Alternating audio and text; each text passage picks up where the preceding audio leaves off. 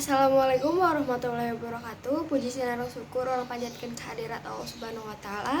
Rehna alhamdulillah berkat rahmat sareng hidayahna mugi orang tiasa patepang diri sakola dina kayaan sehat walafiat. Amin. Shalawat miwah salam mugi tetep kalimpah curahkeun kana junjungan urang Nabi besar Muhammad sallallahu alaihi wasallam, ka kulawargana, sahabatna, dugi ka urang sadaya salaku umatna. Amin. Simkuring haturkeun nuhun kana tos maparin waktos kanggo biantara dina raraga pentingna sosialisasi masyarakat.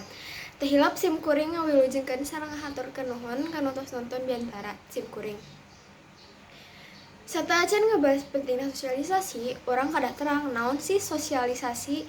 Sosialisasi nyaeta proses belajar anu ngalingkup bahasa, norma, ilmu, pengetahuan, budaya, oge sistem dina masyarakat. Sosialisasi oge pasti dialaman ku sadaya makhluk ti mimiti lahir nepi ka maot. Sosialisasi lain hungkul ngobrol jeung ngobrol bae. Sosialisasi oge bisa dijadikeun sarana belajar ti mana sih asalna sosialisasi. Sosialisasi teh ti mana wae. Asalna bisa tinu keluarga, guru, sareng masyarakat. Tujuan oge sae, urang teh tiasa ngalatih kamampuan nyarios arurang. Selain eta, sosialisasi oge ngabantu arurang nambah-nambah ilmu, nambah-nambah babaturan, nambah-nambah relasi. Keren pan nu kitu teh.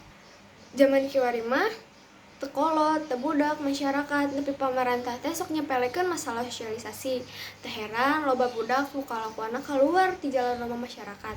Da atuhnya dikiring kanu alus mada moal kaos kitu budak teh penyimpangan. Eta teh ku sebab urang kurang perhatian, pengawasan jeung arahan ti orang tua. Ayeuna mah lolobana sosialisasi teh lewat HP weh.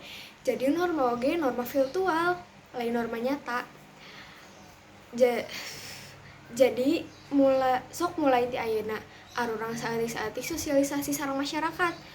Lumayan pan nambah-nambah ilmu sareng pengetahuan. Mung sakitu meureun ti simkuring hapunten bilih seueur kalepatan. Hatur nuhun tos dipirengkeun. Assalamualaikum warahmatullahi wabarakatuh.